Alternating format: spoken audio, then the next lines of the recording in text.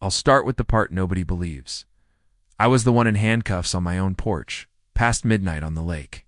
Cold wind in the pines. Shadows moving across the clapboard like a flock of blackbirds.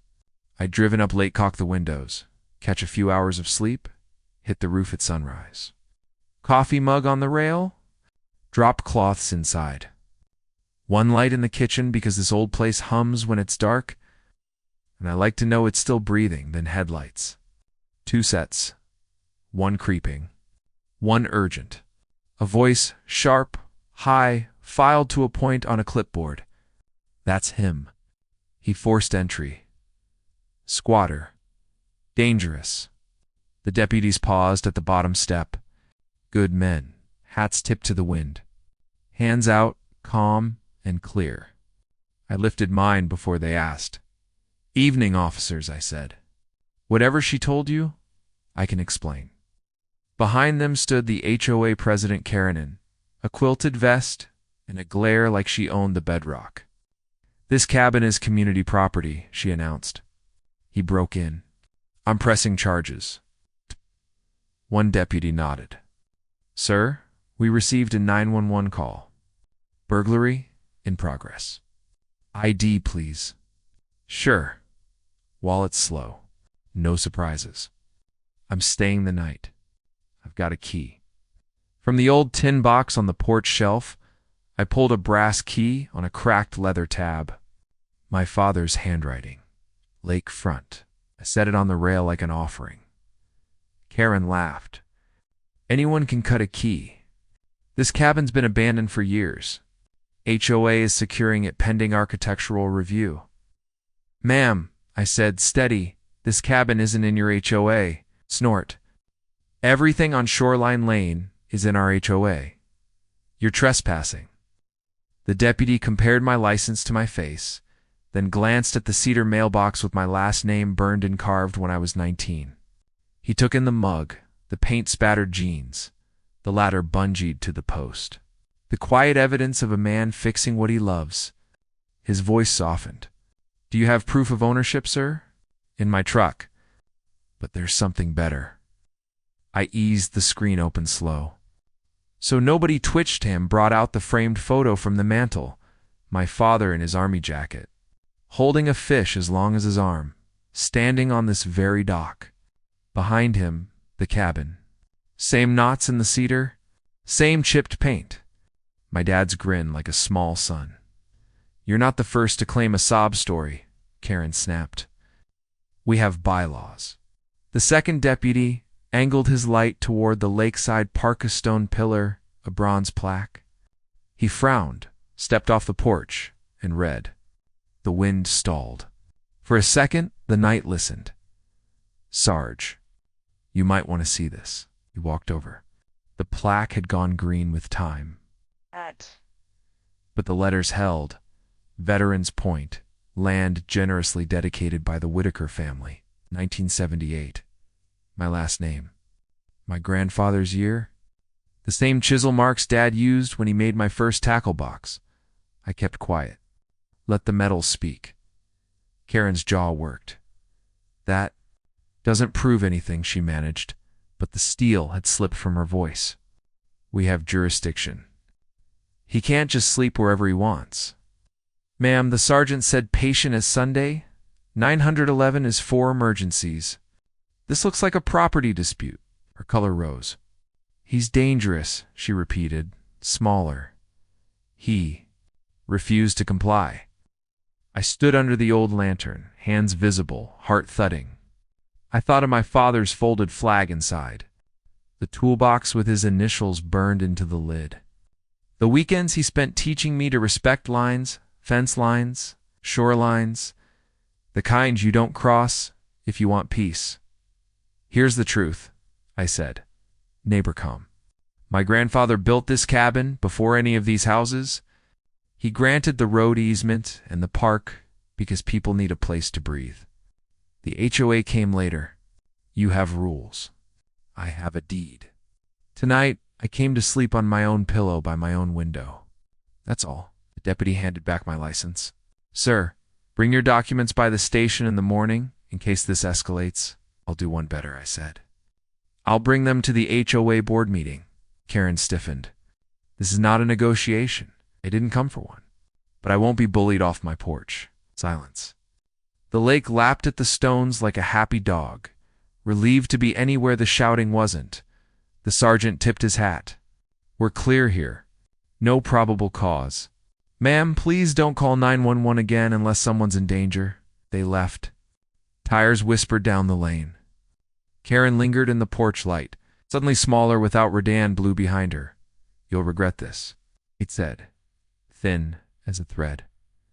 Maybe, I said, but not tonight. Inside, I set Dad's photo back on the mantel beside the flag. I slept under the same rafters that held my summers together.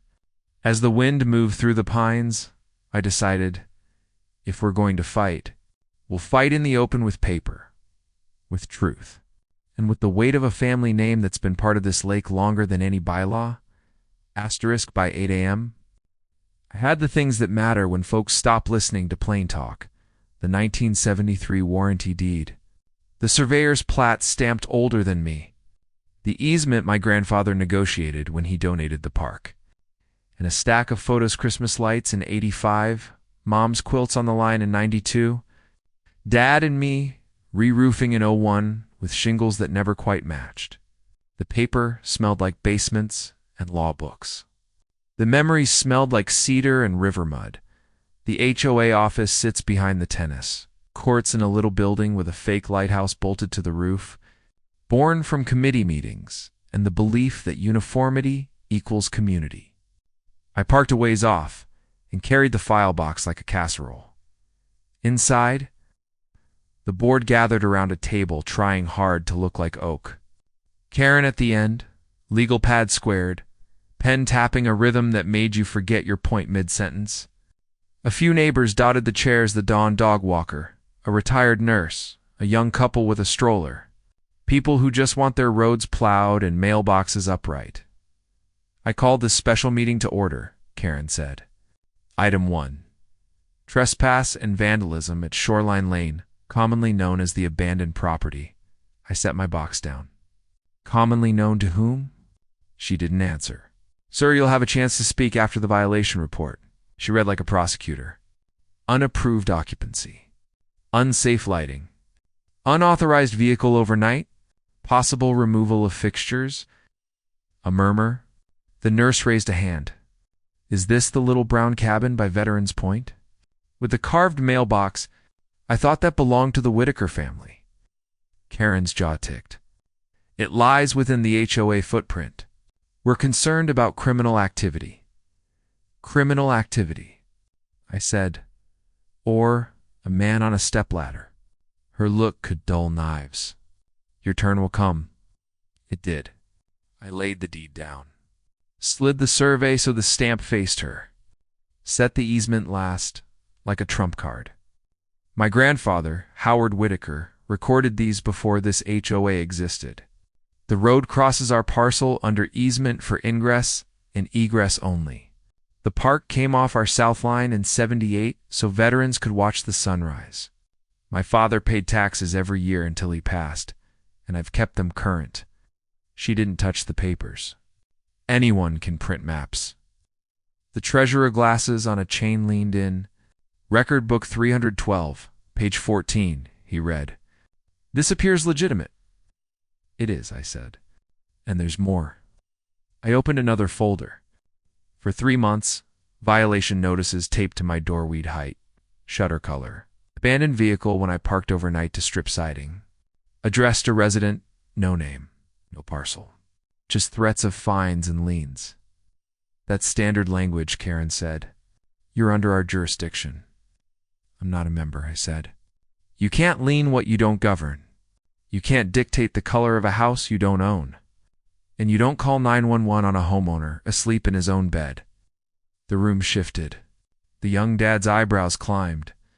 The lab walker set a grounding hand on his dog's head. The treasurer cleared his throat. Karen, the dedication at Veterans Point, carries the Whitaker name.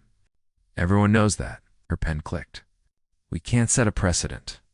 If we let one parcel operate outside the rules, covenants crumble. You've neglected that structure for years. It's an eyesore. It's 52, I said. It has wrinkles, same as the rest of us. I'm restoring it. The roof was this weekend, until you sent the sheriff. The sheriff came because you were combative. I kept my hands visible, I said, and offered coffee. A quiet board member, Tom, raised a hand. What does the easement say about the park? Non-commercial use? Public access for residents and guests? Maintenance by grantee. Respect for grantors' adjoining property? If abused, the grantor can seek relief. I tapped the plat. Your dock, for instance, sits 6 feet onto my parcel, tolerated because my grandfather believed in neighborliness. Tolerance isn't surrender. Papers breathed. Color rose in Karen's cheeks. Are you threatening to remove the dock? I'm asking you to stop harassing me, I said. Drop the fines. Put it in writing that the cabin sits on a non-HOA parcel. Quit posting notices on my door. In return, I'll reaffirm easements, resurvey at my expense, and grant a formal dock license for 25 years. We'll file it so no one argues on a porch at midnight again. That's extortion, she shot back. It's clarity, I said, calm. Friday night was dangerous. You put good deputies in a bad spot because you don't like my porch light. Silence. The young mom bounced the stroller with her toe. The lab sighed. Tom folded his hands. We should consult counsel, he said. But this seems reasonable. The minute we bend, we break, Karen said. If he lives here, he lives under our rules. Period. I lifted the folded flag from my box and set it in the center of the table. The room straightened. My father's, I said. He died last year. His last wish? Keep this cabin breathing. He taught me rules are railings, not cages. If you want to be neighbors, I'll meet you more than halfway. If you want to fight, I'll bring every page of county record and every case that says you don't rule what you never owned. Karen swallowed. Who exactly are you to make demands? Just a homeowner, I said. And a Whitaker. I gathered my papers. I'll drop draft dock language tomorrow. You have 24 hours to remove the fines.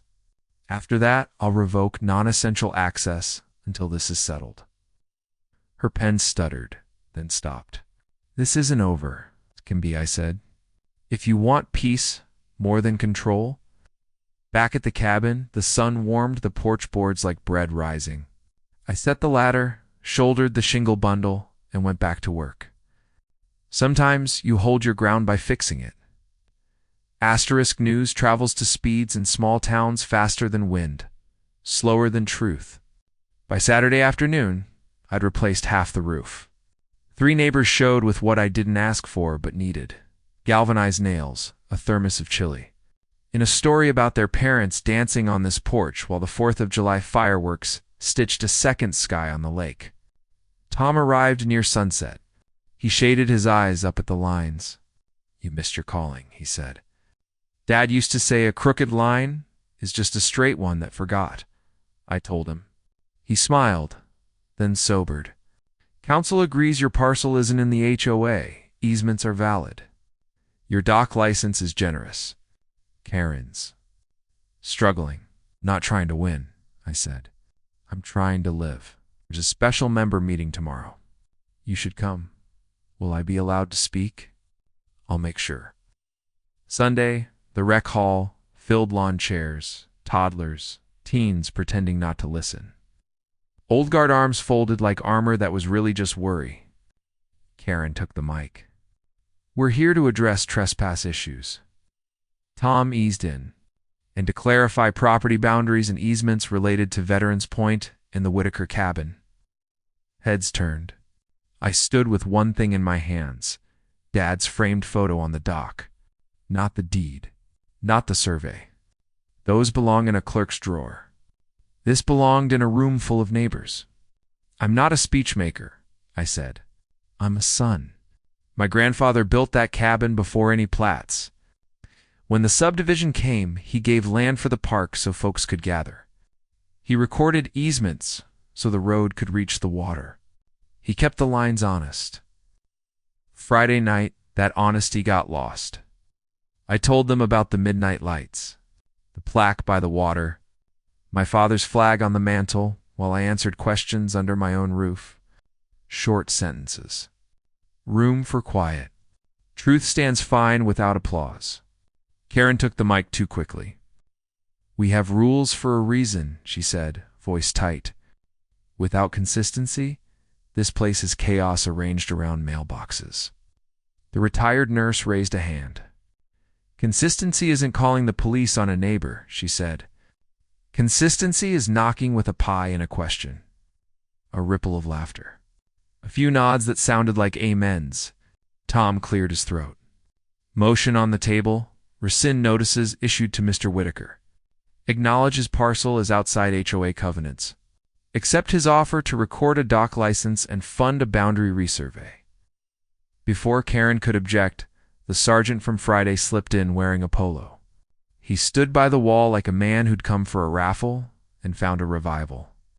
I won't tell you how to run your neighborhood, he said when Tom handed him the mic. But we've got enough emergencies, domestic disputes, overdoses, real fires. When folks call us to settle what a clipboard can't, we lose minutes we don't get back. Friday night, I saw a man sleeping under his father's roof. The only thing out of order was the temperature of the conversation on the lawn. Not a sermon, but the room held still for it. Karen set down the pen that had been clicking like a metronome of worry. I didn't mean to waste anyone's time, she said, smaller now. I thought we were losing control. Control's a skittish horse, I said softly. Grip hard and it throws you. Offer an apple and it'll walk right alongside. Small laugh. Then quiet again. Tom called the vote. Hands rose like birds lifting off a wire. Only a couple stayed down. Motion passed. The nurse lifted her hand again. Second motion. Remove the current president for cause and appoint an interim until elections. Blunt kind. It passed after murmurs and a long exhale that sounded like relief finding its coat. Karen stared at the table, then looked up at me. Mr. Whitaker, she said, steadying, I'm sorry. I let the rules get bigger than the people. Apology accepted, I said. After, people lined up not for a fight, but for introductions. The lab walker told me his dog's name is Scout. The young couple said their baby sleeps to the sound of the lake. The treasurer asked if his grandson could help with the resurvey to learn something useful. We set it for Saturday. I promised donuts and the original plat so everyone could trace the lines like a story written in ink you can still read. That evening, I walked down to the dock with Dad's photo. The lake lay easy as a blanket. The boards, for all their wandering, led straight to the water. I set the picture down and touched the bronze at the park. Warm from the day. Felt like a hand you haven't held in too long. Footsteps behind me. Karen. No clipboard.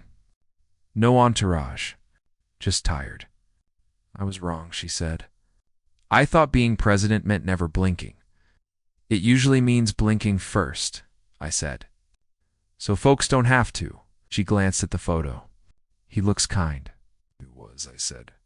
He believed the lake was big enough for every temper in town. We stood in a good quiet. A heron stitched horizon to water with its slow wings.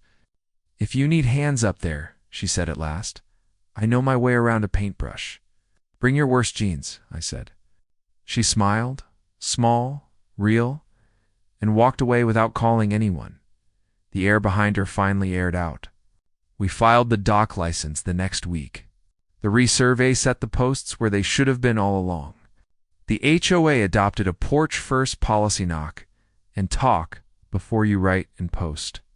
The cabin kept breathing under fresh shingles that matched just enough to look honest. The lake was calm again, and for the first time in years. So was I. Sometimes the strongest line you draw is the one that invites people to step closer and see it with you.